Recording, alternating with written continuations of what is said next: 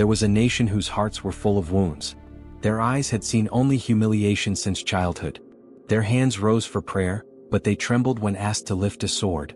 Bani Israel, once the chosen nation of Allah, was now crushed between oppression, fear, and enemies.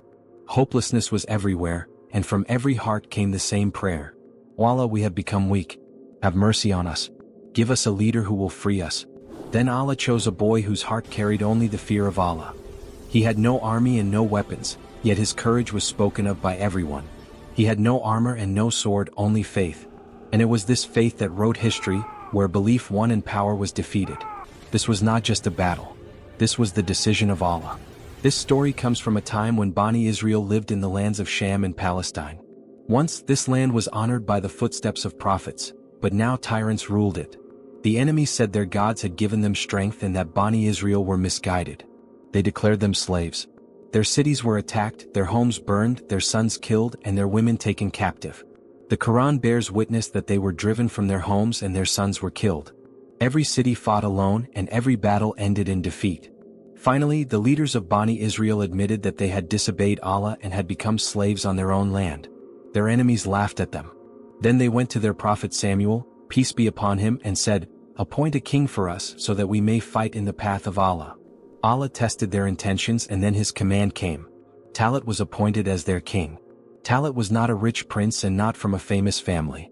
Tafsir Ibn Kathir tells us that he came from a poor household, but Allah gave him strength of body and depth of mind. The people objected and asked how Talut could be king, but Allah made it clear that he gives kingship to whom he wills. Talut united the scattered people and reminded them that honor does not come from swords, but from obedience to Allah, and that strength lies in unity. But this was only the beginning. The real test was still ahead.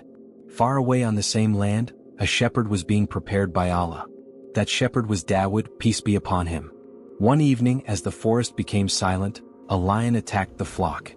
In that moment, Dawood called upon Allah and grabbed the lion by its jaws. No sword was used, no blood was spilled. Only the command of Allah worked. The lion was defeated, and the forest became a witness that this boy was not ordinary. Meanwhile, Talut's army moved forward. But before battle, Allah tests hearts.